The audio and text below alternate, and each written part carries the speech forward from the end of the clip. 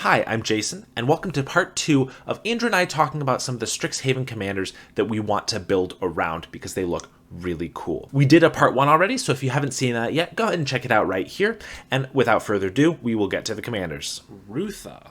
Rootha is a cool Prismari, commander who allows you to copy your instants and sorceries for 2 mana and returning her to your hand. Again, this is a really open-ended ability, I feel like. You can copy your instants and sorceries, so there's a lot of stuff that you'll want to do with that. But there's also the fact that you return her to your hand as opposed to just paying mana. That means you can have synergies with, ETBs. You can use things like Purphoros, God of the Forge. Every time you return her and play her again, you'll just ping your opponents for 2 damage, which can be really cool. And so I really like the look of Rootha. I will say, after searching cards out, I couldn't actually find as many synergies as I was hoping there was. But Purphoros type cards are good. Of course, Ral Storm Conduit is pings your opponent or one of their planeswalkers each time you cast or copy a spell. I think it was the first card that had a or copy clause. Yes. Although I did have a set design in which that was a thing before, so I just want of course. to know. I mean, at this point, I expect everything that Wizards is doing is from your mind. Thank you. Yeah, there you go. You should have hired me, Wizards. They had their chance. But yeah, so obviously there are lots of cards in Strixhaven that have that same clause that would be good. We haven't mentioned a lot of the cards from Strixhaven because obviously there are going to be a lot of synergies in the set where a commander is, right? Baron Tolarian Archmage is pretty much the only payoff for returning, specific payoff for returning creatures to your hand. So when he enters, you can return any creature to its owner's hand, and at the beginning of your end step, you draw a card if you returned a creature to your hand that turn. So with Rootha, you'll have the ability to return her to your hand every single turn if you're casting an instant or sorcery that you want to copy. So then Baron will allow you to draw a card every single turn. So that's a really good synergy. Obviously, just keep your hand stocked. The coolest one is Narset's Reversal, though. This is a little complicated, but if you or your opponent casts an instant or sorcery spell, say a lightning bolt, your opponent lightning bolts you for 3 damage. Uh-oh. You cast Narset's Reversal, targeting the lightning bolt, right? And then, in response to your own Narset's Reversal, holding priority, you activate Rootha to copy your Narset's Reversal, targeting the Narset's Reversal, the actual version of it. Your Rootha goes back to your hand, and now you let the stack resolve. What happens is that your copy of Narset's Reversal is going to return your real Narset's Reversal to your hand, so you don't lose it. And then it's going to become a copy of Narset's Reversal, which means you're allowed to target something else. You target the lightning bolt, and that's going to bounce that lightning bolt back to its controller's hand. And then your Narset's Reversal now becomes a lightning bolt, and you can target that wherever you want. For 7 mana, you can repeatedly steal an opposing For 4 mana. Well, yes, with playing Rootha, it's 7 mana. You're right. Sorry, you can do it for 4, and then you'd have to, pay 3. Yes, you're exactly right. Yeah. At that moment, you need to hold up in 4 mana. And what you can do is you can either prevent your opponent from casting a spell for a turn, kind of like a remand, and for no cards of your own, all you're doing is bouncing your Rootha, you get a copy of that spell. Or you can cast your own lightning bolt, use this whole same casting Narset's Reversal, copying it and everything. And what you do is you don't lose a single card. You don't spend any cards, and you get that lightning bolt for 7 extra mana, but no extra cards, which is obviously a very important resource in Magic. You're going to want a lot of ramp to be able to use this, because this is a lot of extra mana, but it just seems so powerful at that point. You can have a single card in your hand, and you just basically have endless cards in your hand because you can just use it over and over and over. And if it's a draw spell, then you're just drawing cards every single turn. And if it's a removal spell, every single thing your opponents play, you can just destroy. So I think that's the main reason to play Rootha, is just that combo right there. Yeah, that seems really cool. Yeah, I've always liked Narset's Reversal, but this is the best place for it. Okay. I have thought of one other thing that you can do with Rootha that's kind of interesting. Yeah, lay it on me. Copying spells is great to do on spells that have additional costs. So, Cathartic Reunion, pay 2 mana. As an additional cost, discard 2 cards, draw 3 cards. So, if you use Rootha to copy it, you're not paying any additional costs. Not the mana cost, not the discarding 2 cards. So, you could use her with Cathartic Reunion to draw 6 cards. You could use her with Devastating Summons to create 4 XX red elemental creature tokens, and that only costs 3 mana total, but also some lands, I guess. Yeah, a bunch of your lands if you want to make it good. I don't know that this could be like the backbone of the deck, but I feel like with Rootha, you'll just want to have a lot of interesting little combos. Yes, yeah, I think so. That's the 3 main cards that I mentioned are all just, they do slightly different things with her. But you're totally right. That's something I hadn't considered. I mean, Cathartic Reunion is a fine card. It's okay. In Commander, that is.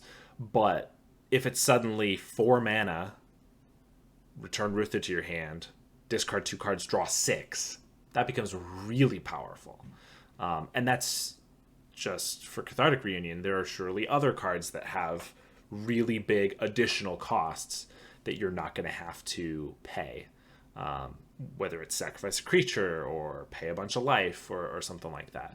So that is definitely something I would need to look into. And I think that Rootha can get there as being a sweet deck, but it's going to need a lot of these synergies to make it worth it and to make it different than just any other red-blue instant sorcery deck.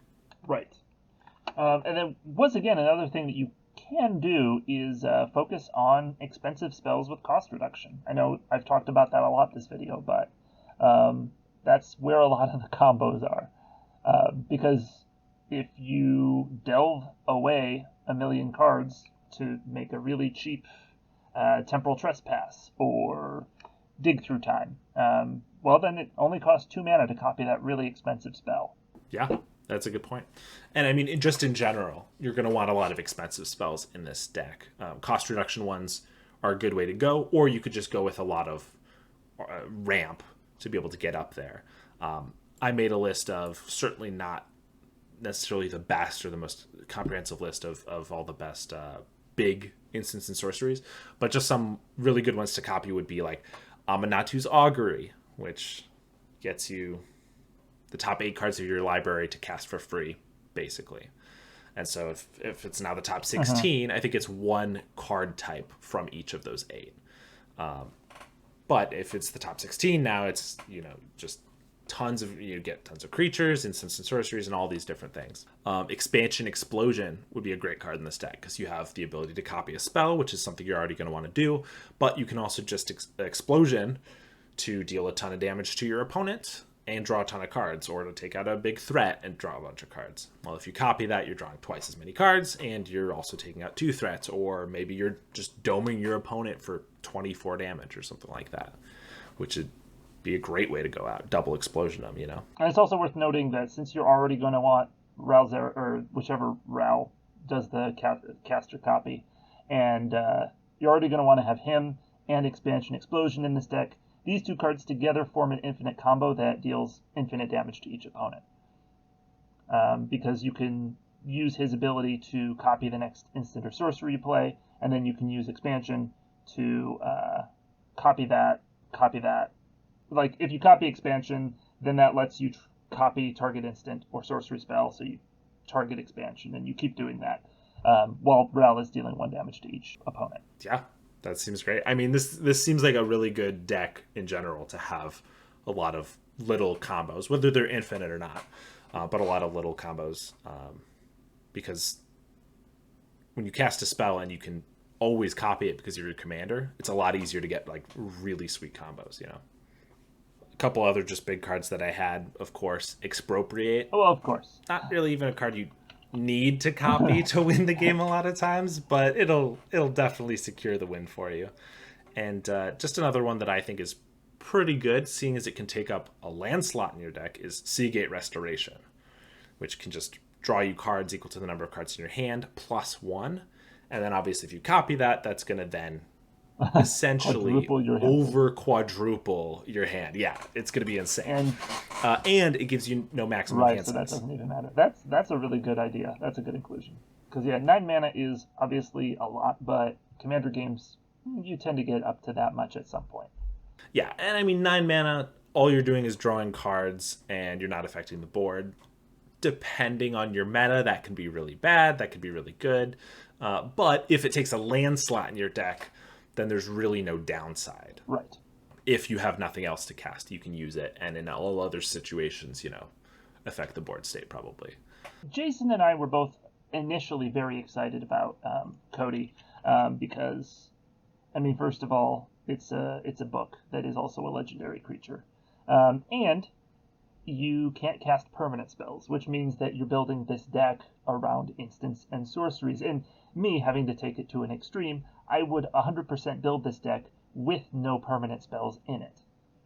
I don't know if Jason feels the same way.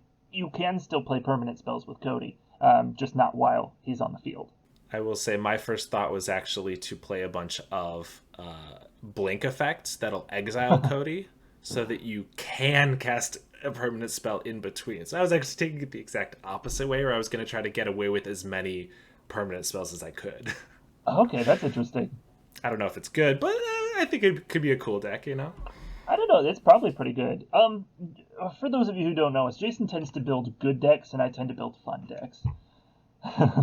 That is true, yeah. It's just accurate. So with Codie, we both got real excited and then tried to build him and then discovered he wasn't really going to be that interesting to talk about. Is he going to be a fun deck? Probably. I mean, Golos is one of the, top commanders of all time in his short tenure. And, I mean, he's a 5-color artifact commander that just lets you cast a bunch of free stuff. And that's kind of what Codie is too. But it's really just play a bunch of big spells that do things. So, I mean, the one card that I knew going in that I definitely wanted to have in this deck was Epic Experiment, because I've always liked that card. It wasn't very good in Return to Ravnica when it debuted, because sure, it let you cast instants and sorceries off the top of your deck for free, but a lot of those instants and sorceries in that set were like overload cards that you couldn't overload off the top of your deck. And they weren't necessarily even helpful if you weren't in combat, or, they were very situational. So I would just want to put a bunch of always good cards in my deck. A lot of the big spells from Strixhaven seem really good. Magma Opus is an excellent one because it's just going to deal some damage, draw you some cards. In fact, pretty much all of the big spells from Strixhaven are that way. They're always good.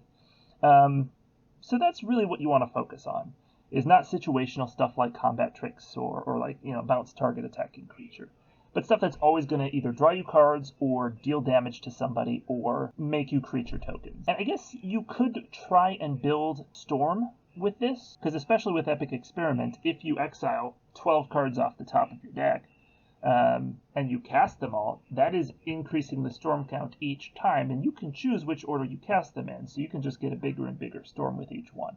But aside from that, okay, I'll put some ultimatums in my deck and cast those for free. I'll put in Rise of the Dark Realms and steal everybody's cards from their graveyard. Obviously, I'll put in some wrap spells so I can have enough mana to cast this. But there's not really anything particularly interesting to talk about. Yeah, I mean, I definitely agree with that. It's the type of card that seems really flashy at the beginning. You can't do something is always kind of interesting. It's like Don't a challenge. Tell me what I can't do. What can I do? Yeah, exactly. I mean, I think it's kind of the opposite of Nikia, which is you can't cast non-creature spells. And then she doubles all your mana, and she's in Gruul. Not that that's necessarily a super flashy legendary creature that everyone was going crazy over, but I always thought that was kind of cool because it's, you do what you are supposed to do as Gruul. It's all about creatures, and you get a really good benefit for it, doubling your mana. But honestly, I think doubling your mana is a lot better than Codie's ability, because all he really does is he fixes your mana and he ramps you by 1, and then he does let you cascade into something else, which is definitely good, especially if you're using this mana to cast a 9-drop and you cascade into an 8-drop. But it's cascade, so you could also just cascade into a Brainstorm or a Preordain, whatever you have in there. And sure, you might say, well, I won't put a lot of cheap instants and sorceries in your deck, but you can't put a lot of permanents in your deck, and you have to have ramp spells to get up to that much mana, so you have to have cultivates and rampant growths, and by the time you are cascading with a 9-drop, rampant growth isn't going to do much good. So I just feel like there's a lot of things that are going to like trip you up once you've built this deck, and make it not as good, which is why I think that trying to do something really interesting with it, like still playing permanent spells and just trying to get rid of your commander, maybe just bouncing back to your hand whenever you want, could be really interesting. Good Codie decks, I feel like there's only really going to be one way to do it, and there are going to be a lot of things you have to dodge. But I feel like if you just kind of have fun with it, then it could be a really cool commander still, you know? Yeah, I think part of the problem is just that it is 5-color, which means you can play anything, and that just gives you so much freedom. But at the same time, it's just cascading. It's just kind of like Golos. You get to play free spells. And so I think adding those additional restrictions to your own deck building makes it more interesting. It makes you say, what can I do? Like you were saying, Codie says you can't cast permanent spells. Well, apparently that's just not enough of a restriction to make the commander interesting. So add some more restrictions and then try and come up with something from there. One other thing you can do is you can cast the suspend spells that have no mana cost, so you have to suspend them. Like, you could cast an Ancestral Vision. You'd have to cascade into it. But if you're running a lot of things that let you cascade, like Epic Experiment, that wouldn't necessarily be too hard to do. Yeah, definitely true. And I think that's a cool thing. You can cast those spells for free. The problem with it is just that we've seen that a lot of times before. Exactly. In Golos, in Yidris, lots of different commanders already have had just cascade into it, or just cast it for free and you can get an Ancestral Visions, as an Ancestral Recall in Commander. But we've just seen that before, that I don't think Codie is anything all that special. Right. Now. I think I was excited about the entirety of Codie except for after his trigger. So I'm excited about the fact that he's just like a book. And then you can't cast permanent spells, and he's 5-color. Okay. But then just the fact that he then cascades your instants and sorceries, it doesn't feel very exciting, because that's just something that we've seen a lot. And I feel like if the last part had been something different, it could have been a lot more interesting. Okay, well, I think I will move on to our last commander, which is Dina. I decided to build around. Not the one I was going to choose originally. I thought you were going to go with Killian. I was going to go with Killian, because I think Killian's really interesting. Again, a lot more open-ended than they sometimes make creatures. Any of your spells that target a creature cost 2 less, which is really cool because that can be used for your removal. That can be used for your combat tricks or your protection spells. That can be used for your auras even. Tons of different things. The problem that I found when I was trying to build around him is that in Commander, a 2 mana reduction is not... like, it's good, but it's not something that's going to give you as much of an advantage as it is in like a standard environment or just a one-on-one environment. Because, if I cast my Utter End for white and a black, that's, good value. But in a one-on-one environment, it's great if you can cast a removal spell and a threat in the same turn, because then your opponent has to match that or fall behind usually. But even if you do that in a commander game, well, all 3 of your opponents are going to cast a threat, or all 3 of them are going to cast removal spells or whatever, or a combination. There's really no way that just 2 mana, or even 4 mana if you're casting 2 spells, is really going to set you so much ahead that I just didn't feel like he was actually going to make that great of a commander. Okay. And I couldn't find that many spells that were really that powerful, because single target removal is good, but especially in Commander, you already have such cheap ones. Path to Exile and Swords to Plowshares are still going to be better than, whatever 3 mana removal spell you want to try to force into your deck just so you get that cost reduction, right? You can put a Generous Gift in that deck, and that's a good removal spell. And for a white mana, it's much better than 3 mana, but it's not like that 2 mana is going to be the difference between winning and losing a game, I think. And there's some stuff like Yawgmoth's Vile Offering, which is really powerful. And with Killian, he's your legendary creature, so he counts as it makes it so you can cast the legendary sorcery, and he reduces the spell by 2. So you can go, Killian on turn 2, Yawgmoth's Vile Offering on turn 3, destroy a creature and reanimate a creature. And if you maybe spent your turn 1, entombing something, you can actually have a really cool reanimator strategy with this, maybe. But aside from that, I feel like the mana reduction just is a lot more powerful in 1v1 that I quickly decided not to build around Killian. Okay, yeah, that makes sense. When I decided not to build him, I looked for another commander to work on, and Dina seemed really interesting. She has the ability to, whenever you gain life, you drain your opponent for 1. They each lose 1. And also for 1 and sacrifice a creature, she gets +X/+0, where X is the sacrificed creature's power. You can obviously go Exquisite Blood, Veto, Sanguine Bond with her, and just do that infinite combo, and that'll be a good deck. But that seemed a little too easy, and not really what I was wanting to go for. So I figured the cooler thing to go for would be a Voltron-style deck. Since she can get the power of any of your other creatures, she's your commander, so you only have to deal 21 damage with her. I was like, well, what if you make this 1/3 deal 21 damage? That would be pretty sweet, right? That does sound cool. So it sounded a lot more interesting to me. Depths. Yes, but if you're doing Dark Depths, I think the Merit Lage token might be better.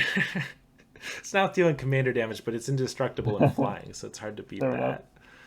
But that could be, I guess if you Dark Depths on a turn and the Merit Lage token has Summoning Sickness, and then you attack with your Dina, then you just give her 20 power. That could be a good inclusion for sure. Not one I had on my list though. But despite the fact that we were mostly avoiding Strixhaven cards, it's pretty much impossible to talk about this deck without mentioning the 2 Demogoths in the set. Of course. Because they're just like 2 of the biggest creatures we've seen for so cheap in a very long time that they're just insane. Demogoth Titan is 4 mana for an 11/10. Yeah. Which is insane. And his only downside is when he attacks. Yep. Or blocks. Just don't attack with him, right? The deck will also obviously probably have some sacrifice fodder, so you can attack with him. But if you just sacrifice him to Dina, you never lose that you never get that penalty, having to sacrifice a creature, and you can just deal your opponent 12 damage with her, which seems pretty powerful. Demogoth Woe Eater is, I think, a 7/6 for 4 mana. And when it becomes sacrificed, your opponent discards a card, you draw a card, and you gain 3 life, or something to that effect. I don't have it up in front of me. But, so you sacrifice it to Dina, and she gets 7 power, and you get a couple other things. Discard a card, draw a card, and all this stuff. So that seems really strong. But there are also quite a few creatures that have cost reductions that happen to have a lot of power. Hogak, for example. Oh, yeah. Okay. It's a great one. Super cheap, because you literally can't spend mana on him.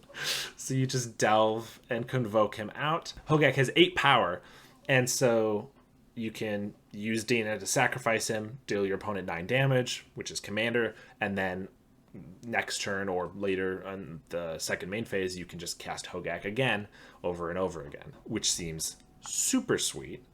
Ghoul Tree is a 10/10 for 8 that costs 1 less for each creature card in your graveyard. So both Ghoul Tree and Hogak, you're probably going to have a sub-theme of mill or filling your graveyard in some way. And obviously sacrifice will feed into that a little bit. But Ghoul Tree can just be plus 10 power to your Dina, which seems really sweet. You probably only need to sacrifice about 2 of these ginormous creatures in order to deal your opponent lethal damage with Dina, which is kind of the goal. Of course, there are also some ways to make it so that you don't have to sacrifice 2 creatures.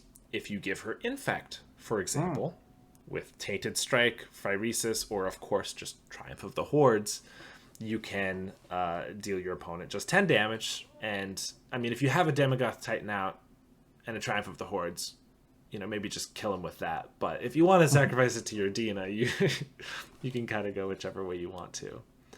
And Berserk, of course, doubles the damage that a creature is going to deal. So that's it's kind of like Infect. I guess Infect in Commander kind of does 4 times as much damage, right? But Berserk, if you sacrifice a 10-drop or a 10-power creature to your Dina and then Berserk her, she's going to deal your opponent 22 damage. And that's just going to kill them. There's also the new Exponential Growth, which can double target creature's power X times. Even with just 1 power, I mean, you can double it once, twice, 3, 4. I guess you have to double it 5 times. So that's 12 mana. So that's a lot of mana in order to make Dina lethal on her own. But you could also just sacrifice something that, has 4 or 5 power, and then you'll only have to Exponential Growth her, 2 or 3 times in order to be able to deal lethal combat damage. God Eternal Ronus, when he enters, also doubles all of the power of all of your creatures. That works whether or not you've sacrificed a creature to Dina, because if you just do it before, that other creature, that 11/10 becomes a 22/10, and then you sacrifice it to Dina. And if you have a bunch of different creatures, of course, you can also just, they have to block the Titan or they die. And then as soon as they block the Titan, you just sacrifice it to Dina and kill them that way. The main issue with this deck is probably the fact that you're playing out a lot of big creatures and then just immediately sacrificing them. So probably have to figure out some way to offset that lack of equity, I guess. Because that seems like, pretty bad in a vacuum. But if you're killing an opponent with each time you sacrifice a ginormous creature, then I think it's probably worth it. And maybe you could go with a mass graveyard reanimation spell like Living Death. Yeah, that's definitely a good point. Galta is another good one. I don't think I heard you mention. No, I do have it on the list. I was going a little out of order here, but yes, Galta is a great one because you play a Damogoth Titan on turn 4, and then you can just play a Galta turn 5. Or you can play both on turn 6 or whatever. Mm-hmm. You'd have to play some Gaia's Anthem or something like that, but I really wanted to put Force of Savagery in this deck. Yeah. So, I'll make it work. I think that's the most power for mana that there is. Oh, yeah, probably. Oh, there's Phyrexian Dreadnought. Oh, that's a good point. That's 12 power for 1 mana, yeah. Right? It's just that you have to sacrifice 12 power of creatures when it enters. Okay, you got me there. It'd be interesting having Force of Savagery as your commander. Because the problem with it is, you could build around trying to get it in play, but what if you just never draw it? So then your deck is bad. Just using it as a commander, building around that could be an interesting deck. I mean, obviously you'd have to house rule that you could do that, but it could be fun. No, that would actually be sweet, having a commander version where your commander is specifically a really bad card that is basically unplayable without the addition of a bunch of other cards, right? Or a single other card that you'll have, repeated over and over, right? Yeah, so you just put every single Anthem that's in green that you can for this. I'm not sure if I can think of another card off the top of my head, but a card that just doesn't work without another card. And then you just build your deck around that. That would be a really fun, crippled commander deck, kind of. Oh, yeah, how about Phage, the Untouchable? You have to play a card that puts her into your hand or stops ETB effects? Yeah, you'll definitely Torpor Orb. To be fair, she is a legendary creature, so you can already have her as your commander. Probably one of the lowest used commanders out there. I mean, she's honestly probably worse than, a vanilla commander back from Legends. Probably. Right? Because they don't kill you when they enter the battlefield. Let's see if I have anything else in here. Oh, Yargle. Gotta get Yargle. Oh, yeah, for sure. 5 mana, 9 power. Pretty good. And I threw Pandacial Wurm in because I figure it's pretty high power. It's 9 power for 7 mana. And you can cast it when you're searching your library, which you're going to do. It's a commander game. Of course you're going to do that. Yes. So that just seemed like good value. You could do it at instant speed. You don't even have it on the board. You just have a bunch of mana open. You have an Evolving Wilds. You attack with Dina. They don't block. And boom. I forget how big Pandacial Wurm is, but now it's like 10 damage from Dina coming in. That would be exactly right. It's a 9/5. Sweet. Yeah, that's like the most convoluted combat trick that there is, but that'd be really sweet. Look, man, I'm always down to find ways to use Pandacial Wurm. Oh, yeah. All right, sacrifice my Evolving Wilds. Okay. Get a 9/5. Okay. Immediately kill it. To Dina. Deal you 10. Not even lethal damage. Your go. Ooh, maybe Protean Hulk. If you have some good creatures with CMC 6 or less to get when it dies. Protean Hulk can grab Force of Savagery if you have anything that's going to keep it alive out. I did think of that one, but I didn't say it. Well, that's only half your mana, too. So, like, it's got to be good, right? Like, half the mana cost you can get from Protean Hulk. That's true. You can get 2 Forces of Savagery. 2 Forces of There Savagery? we go. You just rule 0 that you can have any number of Forces of Savagery in your deck. I think that should be rule 0. Like, just in general. For everyone. I think that should be acceptable. Yeah, if you're gonna go to the effort of making Forces of Savagery good, I think you can play as many as you want. I think right? that makes sense. If I were to do that rule, I would probably just play a Naya deck. Okay, white with a bunch of Anthem effects, and red for haste. Yep. And then I just play a bunch of Forces of Savagery that are 9/1s with haste for 3 And both mana. red and white for instant speed double strike. Very good point. Boom. What a deck. You could also focus on not just creatures that give you more power than their mana cost, but creatures that when they die, they give you more creatures, so you're effectively getting more for your mana cost. Yeah, that's a good point. So like Wurmcoil Engine, Honored Hydra has Embalm, so you'd have to pay mana to bring it back. But Still might be worth it, but since you can't do it at instant speed, it's not something you can do with Dina to just like one-shot your opponents. No, that's a good point. But yeah, I mean, Wurmcoil's good. There's the new Wurmcoil, which I don't know if you've seen. I mean, it's not as good as Wurmcoil by any means. Oh, good. But it's from one of the new Strixhaven commander decks. But it's a 9-drop, 9/9 with Flying, Trample, and Vigilance. Oh, And when yeah. it dies, you get 3 3/3s. One of each has those abilities. Right, okay. So that'd be really expensive, but that is 18 power that you could sacrifice for 4 mana after you've played a 9-drop. Again, you're just throwing away all your great creatures for a little bit of power. Right. But yes, I think Wurmcoil would definitely be great in here. And I'm sure there's some other ones that do that type of thing. There's an ooze from some core set that's like a 5-drop for 4 mana. That doesn't make any sense. It's a 5-drop that's a 4/4. Yep. And it breaks into 2 2/2s that break into 1/1s. Michael, no.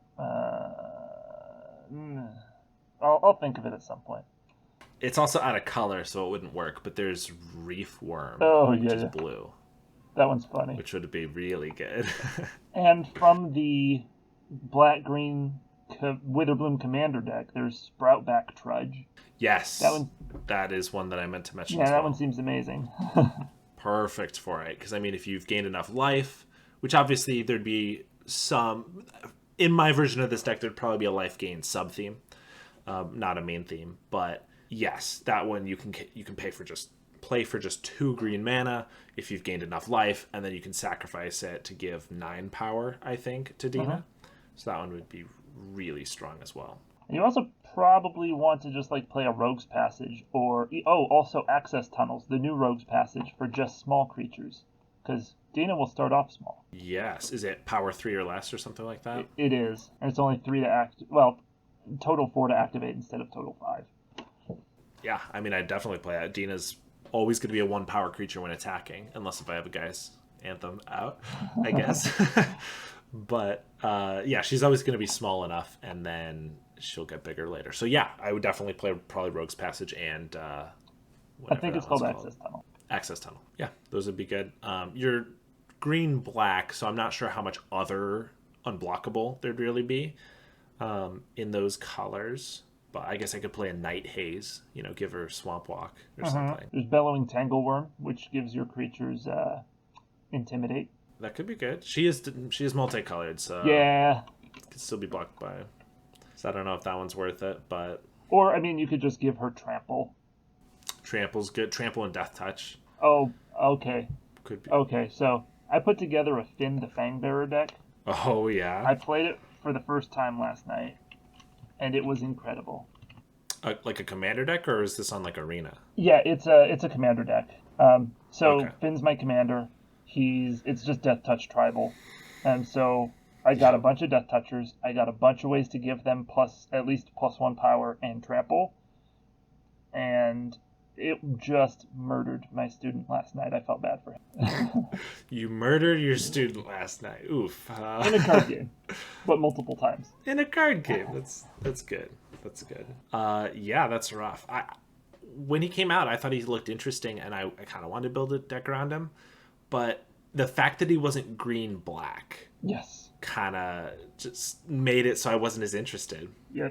I just felt like there were going to be so many cards that I would want to put in that would be like, for example, the only other the Death Touch the only Lord. other 2 Death Touch lords or that any synergies that I can think of are both black, which is Vraska and Golgari Swarm Queen, whatever she's called, the hybrid one, and Hooded Cobra, I think. Yep. Yeah, so I'm like, I want that's the thing about how I build. I want synergies, and so yeah, if everything synergizes with the commander, that's good. But I want other synergies to go with everything, and if I can't get any of those, then I'm just not as interested in the deck, you know? Yeah, that's reasonable, and it definitely was hard not including the black stuff. But turns out there are quite a few like Death Touch creatures that are good, and then also you're playing a bunch of generally bad Death Touch creatures, but they become good in this deck. Right. So I don't know. It was really cool. I'll have to play it against you next time we are together. Yeah, definitely. I mean, it definitely still seems like a cool deck that I'd be interested to look at. I'm not a big fan of monocolored commanders, but especially when they feel like they should be another color, then I'm like, I don't know about it. But yeah, that one still sounds cool. Yeah, I also like sort of the challenge of building, just one color. It simplifies your options. It makes you work a little bit harder to find good playables and synergies. Yep. So, I don't know. It was a fun deck to build. There's still some improvements to be made, but I'm really liking it so far. Cool. Yeah, I mean, I will say I definitely do like playing commanders that are generally fewer colors. Like, I think 2 is really good, but a lot of the coolest commanders I think are 3. But when you get to 4 or 5 colored, I just think that there's so many things you can do, like we were talking about with Codie, that it's a little overwhelming, but it's also just like your deck is less defined, I think. And you can you can have a Child of Alara deck that's specific to a tribe or a theme or whatever, but the commander is just kind of generic and just does something that all colors can do. And so I'm a lot more interested in the ones that are fewer colors. But when you get down to one color, it's harder for me to want to build them. But there are definitely some really cool monocolor commanders, though. Yeah, I mean, you built Crick. Crick is so cool. I mean, I had. Yeah, that's a good point. Yeah, I was gonna build him, but yeah. Oh, were you? I stole him from you. I don't care that much. There's plenty I can build, but like he was cool enough. I was going to. When he came out, I was like, I got to do this deck. Well, and he's the type of card that makes things like Font of Agonies, which is like a garbage card generally, so good. It's got to be one of the best cards in the whole deck. Yeah, and you kept getting it. Oh well, that was just lucky. But oh my gosh, I really like Crick. So yeah, I will say I think Mono Black is the best. Not that this is like a unique opinion or anything, but I think Mono Black is one of the best monocolored monocolors for commander decks, because black has access to most everything you need. But honestly, I think in the last few years, green's actually become better because it has everything you need. It has ramp, it has card draw, it has creatures. Yeah. Black used to be what green has now become, and black used to do it, I think, fairly, because it did all of the stuff poorer than other colors, but it did it all, right? Like, it doesn't have great ramp, but it's got some ramp in, like, dark rituals and things like that. It doesn't have the best card draw, because you usually have to pay life or creatures for it, but it has, some good card draw still. But now green just does all that without all the penalties, so... Yeah. And green's weakness, which is creature removal, isn't so bad when you're playing Death Touch Tribal and you just put in a bunch of punch spells. It's a good point. That sounds like a nightmare to play against. Yeah. On second thought, maybe we won't play. that's pretty much all I had. I had a couple other cards in here, but nothing that I'm like dying to talk about. So, but yeah, overall, I'm pretty excited for this set. There aren't like a ton of commanders that I just feel like I have to build, but I'm really excited about Quintorius. I might also build Diane, and I'm gonna build my Moonfolk deck, and I'll probably try out Jadzi as the commander there. Yeah, I mean, I'm definitely interested to see how some of those play out. I don't generally build a lot of new commander decks when I build a lot on like tapped out, but I don't actually build a lot of decks, but like physically put them together. But Quintorius got to be the one I'm most excited about. So if I were to build one, it would probably be him, but I'll probably just see how yours turns out. Thank you guys for checking out part 2. Again, if you haven't seen the first part, we talk more about different commanders right here, including Quintorius, who's a really cool commander. And if you enjoyed this video, make sure to like and subscribe. We really appreciate it. It really helps us out. Thanks again for watching, and we'll see you next time.